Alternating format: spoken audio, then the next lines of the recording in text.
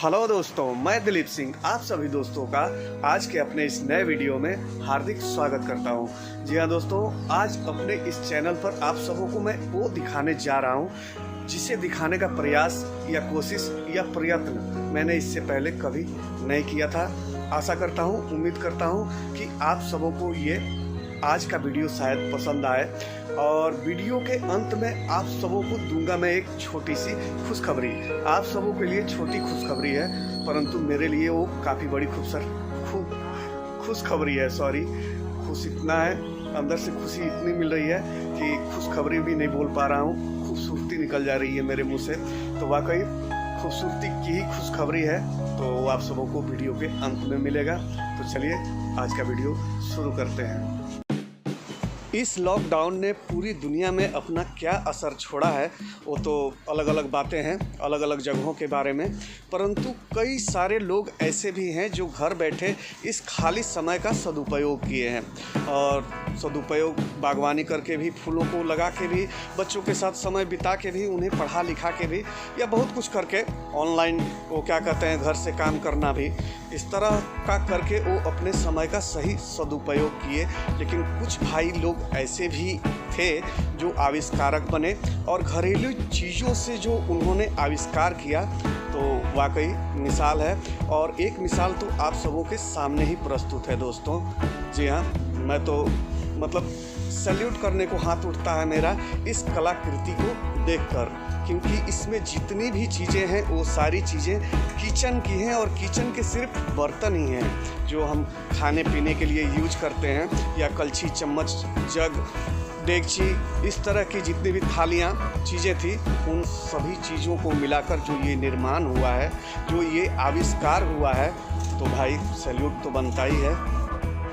और कबाड़ का एक सुंदर सा प्रयोग हमारे इस भाई साहब ने भी किया है, वाकई लाजवाब है। कहने को तो ये कबाड़ है दोस्तों, लेकिन दुनिया के किसी भी कबाड़ से अगर आपके अंदर इच्छा शक्ति हो तो कुछ न कुछ रचनात्मक हो ही जाता है। तो ये देखिए इतनी सुंदर रचनात्मकता जिस भाई साहब के भी दिमाग की उपज हो और जिनके भी मेहनत से ये बना हो, आप सबों के तरफ से भी और मेरे तरफ से इनको जी हाँ क्या वेलकम कहेंगे। और यहाँ मुझे ऐसा नहीं लगता कि मुझे कहने या बताने की आवश्यकता है। जो भी भाई प्रकृति प्रेमी होंगे, नेचर लवर होंगे, बस इस तस्वीर को ही देखकर वो समझ चुके होंगे कि ये क्या और क्यों किया गया है। चलिए आप भी ऐसा करें। और लॉकडाउन के बेरोजगारी में आटा गीला ना हो, तो एक भाई ने चप्पल का ये नया डिज़ाइन और लुक दिया है। वाकई पैसे बचेंगे भी और काम भी हो जाएंगे। हालांकि दिख अच्छे न रहे हों, परंतु जिन्हें काम से काम है उनके लिए ये एक बेहतरीन चप्पल माना जाएगा, जो किसी कबाड़ बेकार पड़ी हुई बोतल से बनाया गया है। वाकई इन्हें तो सच्चा वाला सैल्यूट जाता है। और ये हमारे भारतीय किचन के अंदर की एक नायाब कलाकारी। जी हाँ, देखकर शायद आप समझ गए हो कि ये किस चीज़ की कलियों से बनी है। तो ये लहसुन की हरी कलियों से बनी है। और देख रहे हैं बनाने वाले ने इसे क्या सुंदर रूप दिया है, वाकई लाजवाब है। इस लॉकडाउन के दौरान हमारे एक ग्रामीण मित्र की कारस्तानी है ये, और ये जो कारगुजारी उन्होंने की है, ये कलाकृति जो उन्होंने बनाई है, ये मछलियों के द्वारा बनाई गई है। 3-4 तरह की मछलियां हैं इस कलाकृति को बनाने में, और बड़ा ही सुंदर सा लुक दिया है उन्होंने। मैं तो सोचा भी नहीं था कि इस तरह भी मछलियों का आकार बनाया जा सकता है, जो बिल्कुल इस तरह से चमक रहे हों जैसे चांदी के बने हों, और नीचे की जो डंठल लगी हुई है वो तांबे की हो। तो लॉकडाउन के दौरान ये उस गांव की तस्वीर है जहां नेटवर्क सही काम नहीं करता मोबाइल का। तो वहां खाली समय का सही उपयोग करने के लिए भाइयों ने देखिए बेकार पड़ी हुई जो आम की लकड़ी थी उसे सोफे नुमा कुर्सी का रूप दिया है। तो वाकई ये भी काबिल तारीफ़ ही कहेंगे।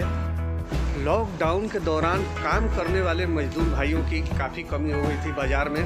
तो उस कमी की भरपाई करने के लिए भाई नए बुद्धि और दिमाग लगाए गए।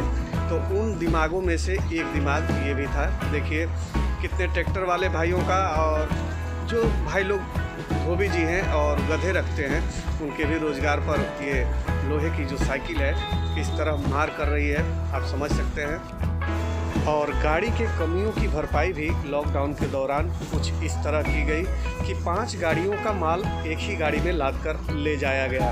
तो ये पुआल है, पुआल आप समझ सकते हैं। बिचाली भी कहीं कहीं कहा जाता है, जो मवेशियों को खिलाते हैं, धान से निकला हुआ घास जिसे पुआल कहा जाता है, तो वही लदी है इस गाड़ी पे।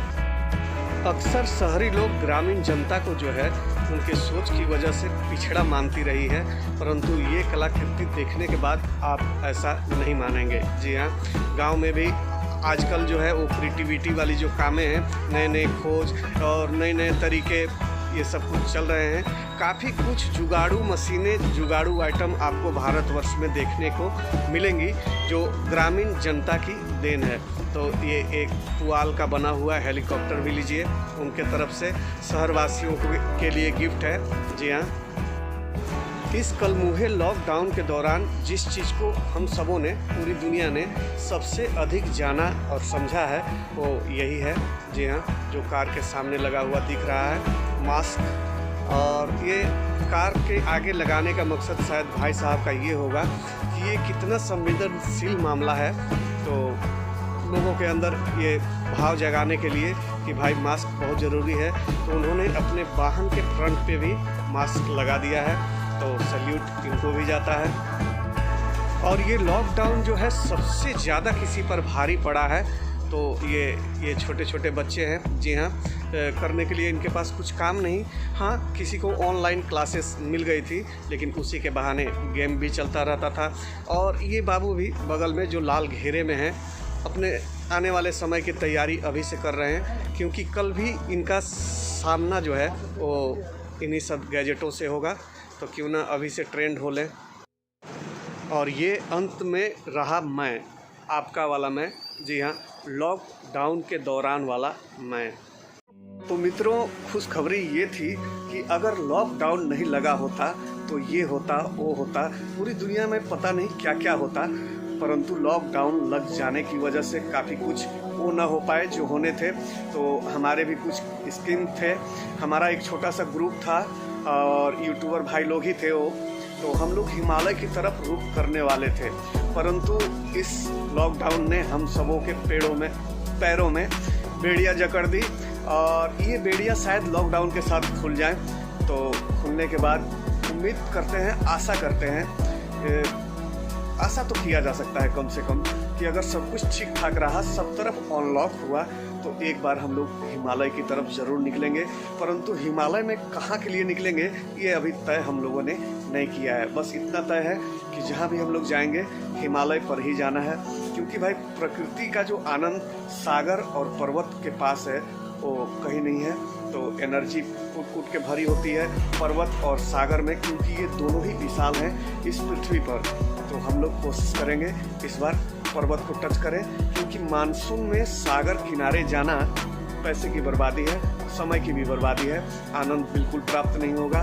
तो हम लोगों ने पर्वत की तरफ का सोचा है, और पर्वत भी ऐसा वैसा पर्वत नहीं, हिमालय। जी हाँ, द ग्रेट हिमालय।